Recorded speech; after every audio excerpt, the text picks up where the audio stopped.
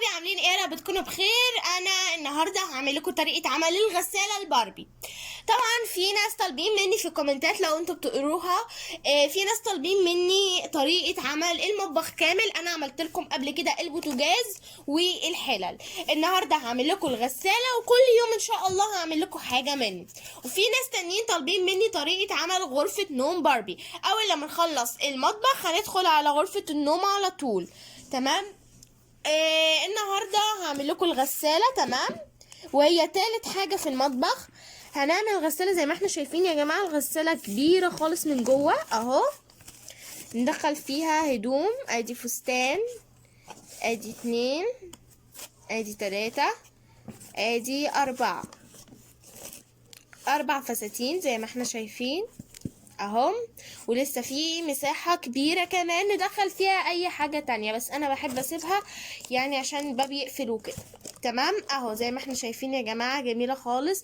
هنعملها النهاردة اشيك منها بكتير زي ما معوداكم. طبعا بعمل بعد ايدي لما بتاخد على الحاجة بعملها لكم في الفيديوهات جميلة. بس قبل ما نبدأ الفيديو ما تنسوش تعملوا شير ولايك وتوصلوا قناتي 1000 مشترك. يلا نبدأ. بس طبعا زي ما معوداكم كل مرة بناخد الادوات. ايه اول حاجه الكرتون، تاني حاجه خفاضات لسان او قطعه خشبه. بس على فكره يا جماعه دي خفاضات لسان نضيفه، انا شارياها من الصيدليه. تمام عشان نعمل بيها الاكرة. وعندنا الزياده عندنا النهارده بس اذا حته ازازه قصها. تمام ازازه ميه ولا حاجه. وعندي المقص، وعندي كمان ورق التغليف ومسدس الشمع. بس ده كوريشة. انتوا ممكن تستخدموا لوح الرسم، ممكن تستخدموا كمان مثلا قماش، ممكن تستخدموا جلاد. احنا المرة اللي فاتت عملت لكم يا جماعة البوتاجاز ده. تمام اهو عملت لكم في الفيديوهات اللي فاتت. ده اول حاجه من المطبخ عملتها لكم، وبعد كده عملت لكم الحلل دي تاني حاجه في المطبخ عملتها لكم في فيديو تاني خالص. دلوقتي هنبتدي نعمل طريقه عمل الغساله، ويلا بينا.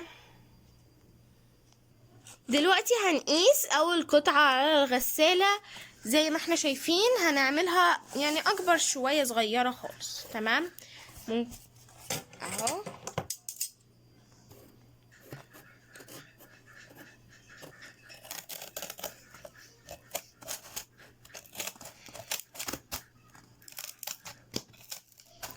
بالشكل ده. تمام بقت اكبر شوية. هنيجي للقطعة اللي بعد كده هتكون قدها، اللي هي القطعة الخلفية. تمام اهي. وطبعا يا جماعة الست قطع هيبقوا زي بعض. اللي فوق القاعدة اهو، ده وده وده وده وده. تمام بس الباب هو اللي ما بيبقاش نفس الحجم وخلاص. تمام عشان الغسالة لازم بتكون مربعة. يعني عمركم شفتوا غسالة مستطيلة مثلا؟ لا طبعا بتبقى مربعة.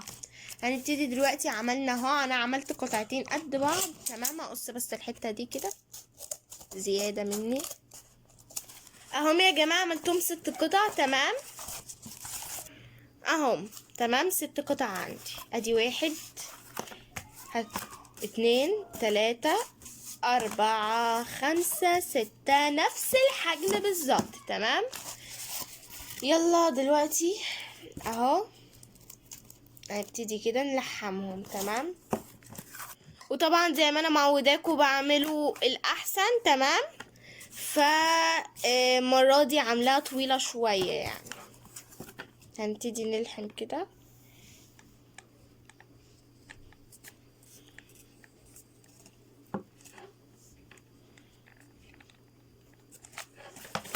اهو. تمام على الطرف بالظبط اهو بالشكل ده.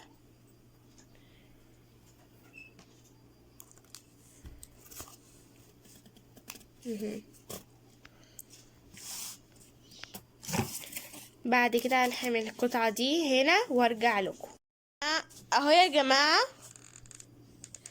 هنلزق الحتة دي كده، القاعدة دي طبعا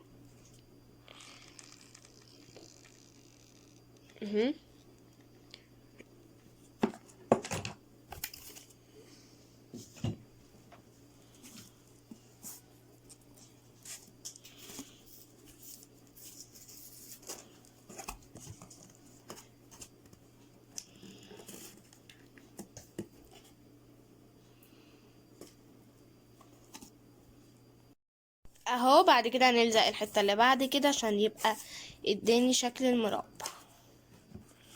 يلا بينا.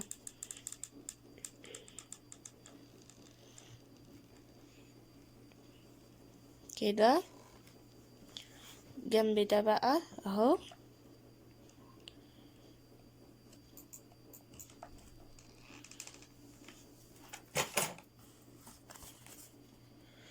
اهو هنحطه كده بالراحة طبعا خالص، ولازم تتحط على الشمع بالظبط اهو. هفضل مثبتاه كده، وطبعا لازم يكون الشمع على الطرف عشان نحط عليه بالظبط على الطرف كده. اهو القطعة اللي بعد كده هتبقى كده عشان يبقى صندوق بالظبط اهو. تمام. ويا جماعة اكتبولي في الكومنتس عايزيني اعمل الفيديو اللي جاي طريقة عمل باقي المطبخ، ولا عايزيني اعمل ولا اعمل ايه. هو انا عندي افكار فيديوهات تانية بس مش عارفة، يعني اقترحوا عليا حاجات يا جماعة. في ناس برضو طالبين مني حاجات، وانا عندي جروب على الفيسبوك وكده للقناة، يعني بسألكم فيها يعني على الحاجات اللي انتوا عايزينها وكده، الفيديوهات اللي انتوا عايزينها. وفي ناس اقترحوا عليا فيديوهات وكده بس مش عارفة بقى يعني اكمل لكم طريقة العمل ولا اعمل ايه. اقترحوا عليا فيديوهات انتوا كمان يا جماعة يعني كده. ولو في حد عايز يدخل الجروب يكتب لي في الكومنتس عشان احط له اللينك بتاعه يعني وكده.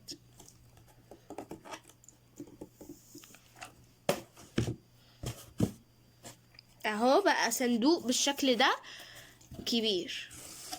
انا دلوقتي عملتها كرتونة، قصيت حتة اهي عشان يبقى هنا الزراير. تمام. هنعمل دلوقتي الحلة بتاعتها اللي هي الازازة، هنخرم لها حتة هنا كده ونقوم حاطينها. يلا بينا. هنحدد الاول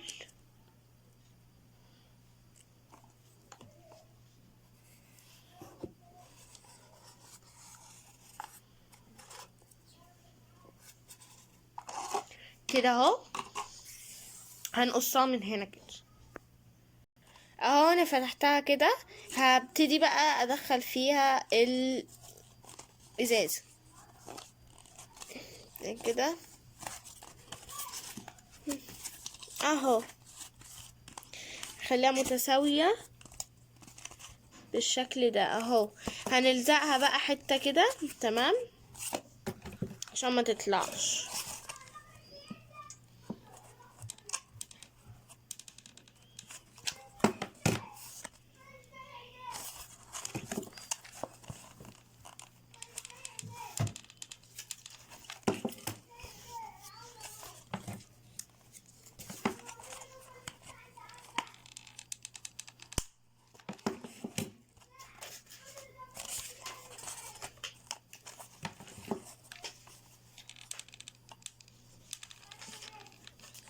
المسدس لسه بيسخن بس فبيطلع شوية صغيرين يعني.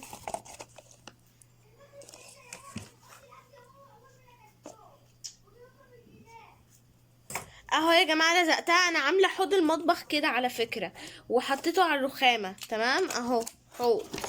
هنحطها بقى هتبقى باب كده.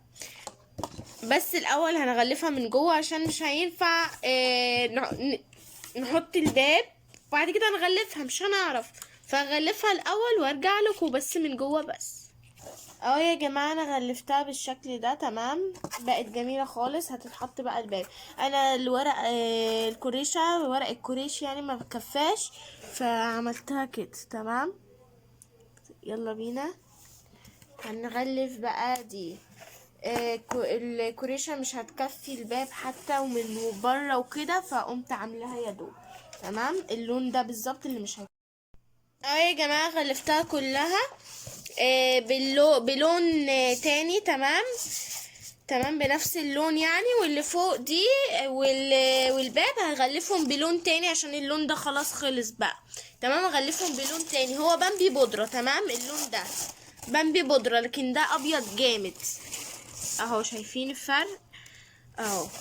بس ده خلص طبعا، قلت لكم ان من جوه مش هيكفي وكده، فروحت فهغلف باللون التاني ده. سبت اللي فوق ودي عشان يبقى يعني زي ديكور، كاني قاصده يعني تمام. يبقى نروح دلوقتي نغلفهم وارجع لكم. اهو يا جماعه انا قصيت حته اهو، تمام. الحته هتبقى محطوطه كده اهي اهو، تمام. عشان ده الباب، ودي اللي هتحط فيها الزراير، فما ينفعش تفتح وتقفل مع الباب. يلا بينا هلزقها واغلفها مع ده كده ومع الباب، وارجع لكم نلزق الباب مع بعض والزراير. يلا بينا. ورجعت لكم تاني بعد ما غلفتها اهو يا جماعه. زي ما احنا شايفين مش نفس اللون، وشكلها طلع جميل جدا جدا جدا، تمام اهو. عشان الباب وحته الزراير بتبقى مش نفس شكل الغسالة، تمام. دلوقتي اهو هلزق الباب، تمام اهو. هلزقه بقى بحته شمع يفتح ويقفل اهو يا جماعه. انا حطيت حته شمعه، تمام، حته شمعه من بره كده عشان يبقى المفصلات بتاعتها، تمام. هنسيبه يلزق مع نفسه خالص اهو يا جماعه. دلوقتي قصيت حته خشبه وهحطها دلوقتي اهو. هحطها بالشكل ده عشان يفتح ويقفل، يعني امسك منه كده كمقبض اهو بالشكل ده اهو. الزراير بقى، تمام، انا عاملاها طبعا حته الكرتونه اللي قلت لكم المره اللي فاتت عليها الملونه، تمام، اللي عملنا بيها البوتاجاز. لو حد يعني كان سمع البوتاجاز قبل كده، تمام، في الفيديو اللي فات اهو. هنعمل بيها نفس، برضو انا عملتها نفس شكل اهو، وخدت قلم فلوماستر وعملت بيها الحز ده كده، تمام اهو. دي الزراير الكبيره هنلزقها ونبقى خلصنا الغساله، تمام اهو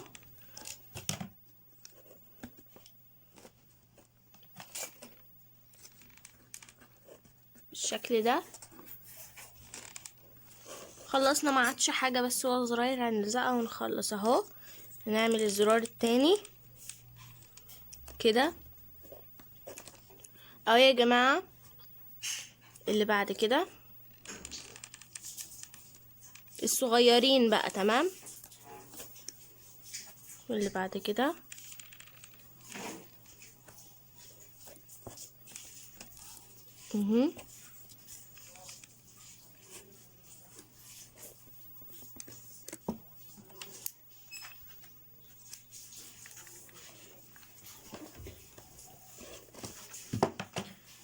هناك فرق شاسع شايفين يا جماعة الفرق بين دي ودي؟